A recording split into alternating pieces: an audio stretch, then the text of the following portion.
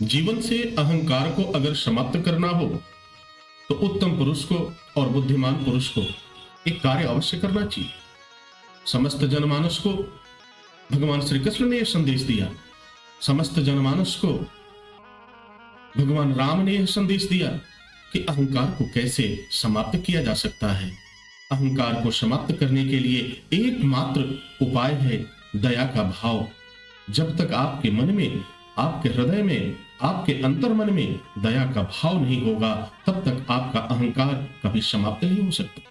परमपिता परमेश्वर भगवान श्री कृष्ण कहते हैं कि दया का भाव तब आता है जब हम दान की भावना को अपनाते हैं। और इसका एकमात्र सरल उपाय, अगर आप सामर्थ्यवान हैं, आपके पास क्षमता है, आपके पास शक्ति है किसी की मदद करने की, धार्मिक कार्यों को आगे बढ़ाने की, तो निश्चित रूप से आपको दान को अपनाना चाहिए। अब दान का तात्पर्य, दान के पीछे एक बड़ा गूढ़ रहस्य छिपा हुआ है। जो भी व्यक्ति दान करता है, जो भी व्यक्ति दान की परंपरा को अपनाता है, उसमें स्वतः ही दया भाव का वास होता है। परमपिता परमेश्वर की असीम कृपा होती है और वह व्यक्ति भगवान का सानिध्य पाता है। जब आपके अंतर मन में दया का भाव आएगा तो निश्चित रूप से आपके मन में जो भी पाप है, जो भी द्वेष है, हर पाप वह जलकर भस्म हो जाता है। तो प्रयास करें कि जहां भी हो सके, अगर कोई धार्मिक कार्य हो रहा हो, उसमें अपनी सामर्थ्य अनुसार दान अवश्य करें। क्योंकि जब आप दान करते हैं तो आपका अहंकार जलकर भस्म हो जाता है। और अहंकार को जलाने का, अहंकार को समाप्त करने का एकमात्र उपाय है कि आप दान की भावना को अपनाएं। और दान कई तरह के होते हैं। एक श्रमदान होता है। अगर आपके पास आर्थिक अभाव है तो श्रमदान करने का प्रयास करें। अगर आप किसी के साथ 2 कदम चल सकते हैं, वो भी एक सहयोग रूपी दान हुआ, वह कार्य करने की कोशिश करें। यदि आप किसी की मदद कर सकते हैं तो 2 कदम चलकर उसकी मदद करने का कार्य करें। यह भी सहयोग रूपी दान ही तो है। तो दान के अपनी अलग अलग अवस्थाएं हैं।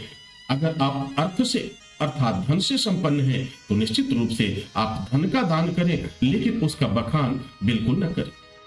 क्योंकि यदि आप दान करते हैं और उसका बखान स्वयं के मुख से करते हैं तो फिर वह दान में जो पवित्रता है वह पवित्रता समाप्त हो जाती है। यह सिद्ध करता है कि आपका अहंकार अभी भी समाप्त नहीं हुआ।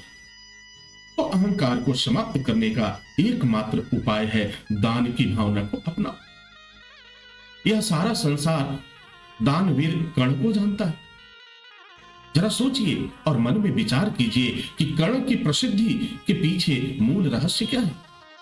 आज कर्ण का जब भी नाम लिया जाता है उसके पहले दान वीर कहा जाता है। अर्थात दान करने वालों में वीरों के वीर अगर कोई है तो वह दानवीर कर्ण है। दानदाताओं में अगर किसी का नाम आता है तो फिर वह दधीची का नाम आता है, जिन्होंने दान की परंपरा को उस ऊंचाई पर पहुंचा दिया, उस स्थान पर पहुंचा दिया जो अपने आप में अद्वितीय और दिव्य है। दधीची ने अपने शरीर को की हड्डियों को ही दान कर दिया कल्याण की भावना के लिए, जिससे इंद्र का आयुध बना, इंद्र का अस्त्र बना, वज्रास्त्र बना, जो कल्याण के रूप में, हेतु के रूप में उसका उपयोग आज भी हो रहा है, आज भी और कल भी होता रहा है, आने वाले हर युग में होता रहेगा। तो यह अगर देखा जाए तो यह समस्त संसार दान की परंपरा को ही अपनाकर आगे बढ़ती है। दान के पीछे की जो भावना है वह सहयोगात्मक है, वह एक सकारात्मक है, वह इस सत्कर्म और धर्म को अपना करके वह कर्म योग को साधने वाला है। और जब कर्म योग की साधना आप करेंगे तो निश्चित रूप से इसकी शुरुआत दान से ही होती है। तो दान देना अपने आप में एक अद्वितीय गुण है। अगर आपने आज तक 1 रुपए का दान नहीं किया तो फिर आपका यह जीवन व्यर्थ है। यदि आपने श्रमदान नहीं किया तो यह जीवन जो मिला हुआ है, श्रीमद् भागवत में कहा जाता है कि कोट जन्म समुत्थेन लभ्यते च, करोड़ों जन्म का जब पुण्य उदय होता है तो हमें मनुष्य की योनि प्राप्त होती है, मनुष्य बनने का सौभाग्य प्राप्त होता है, ईश्वर की भक्ति करने का सानिध्य प्राप्त होता है। और उसके बाद भी यदि हम अपने इस जीवन को व्यर्थ जाने दें तो सोचो घाटे का सौदा है कि नहीं। अब इस घाटे के सौदे को मुनाफे में बदलना है, लाभ के सौदे में बदलना है, तो आज से ही, अभी से ही एक शुरुआत करो और अपनी दान की भावना को जागृत करो, दया की भावना को जागृत करो, और इसकी शुरुआत दान से ही होगी। अब देखना, जब भी आप किसी व्यक्ति को निस्वार्थ से, कोई स्वार्थ नहीं है, बगैर स्वार्थ की आप उसे सहयोग करते हैं, तो वह दान ही हुआ। यदि आपने मित्र को सहयोग किया, वह भी एक तरह का दान हुआ। लेकिन यदि उसमें यह भावना रही कि आज तो मैं कर रहा हूं, कल ये हमें करेंगे, तो फिर वह दान नहीं हुआ। वह दान स्वार्थ से परिपूर्ण हो गया, और स्वार्थ से परिपूर्ण कोई भी सहयोग अपवित्र माना जाता है, वह अस्वस्थ माना जाता है।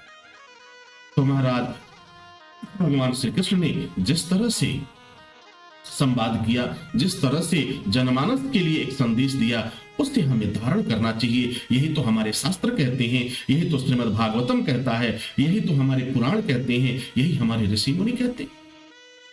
तो हमें कभी भी अपने दान की भावना को उसे छोड़ना नहीं चाहिए।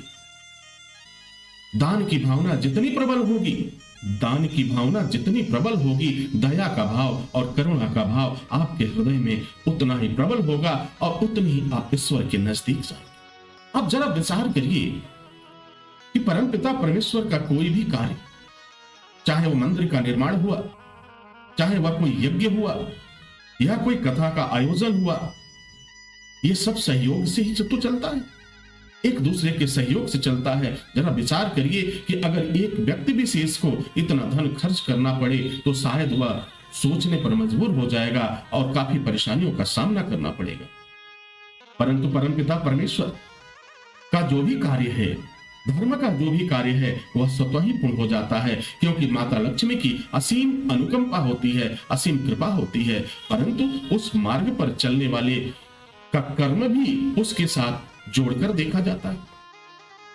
तो अहंकार को समाप्त करने का एकमात्र कारण, अहंकार को समाप्त करने के लिए आपको दया का भाव अवश्य अपनाना चाहिए।